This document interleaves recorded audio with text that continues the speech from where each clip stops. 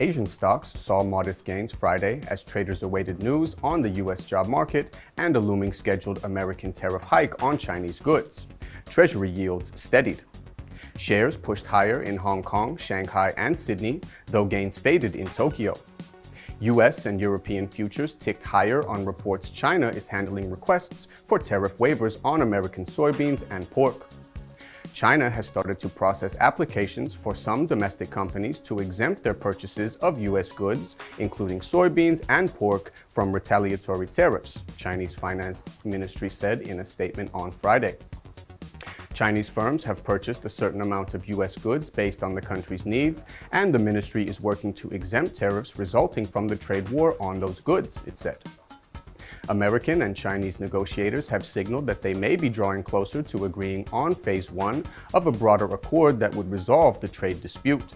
However, Trump has said that he wouldn't mind if it takes until after the 2020 U.S. election, and that a threatened December 15th tariff increase will proceed if the talks fail to yield a deal he likes. Oil fluctuated after OPEC failed to impress traders with what appeared to be a cosmetic revision to output quotas. Futures were unchanged in New York after gyrating throughout the session, at one point reaching the highest since September. A key committee recommended in Vienna that the group cut output targets by 500,000 barrels a day. While crucial details have yet to emerge, the latest move seems to formalize the extra supply reductions the group has already been making for most of this year. The dollar held an overnight decline ahead of Friday's employment report. It will offer a gauge on the outlook for spending, with consumers vital to sustaining the U.S. expansion, and validate Federal Reserve Chairman Jerome Powell's view that rates can stay on hold following 3 cuts. The flip side for investors is that strong payroll gains could also reduce the incentive for the Trump administration to do a deal with China.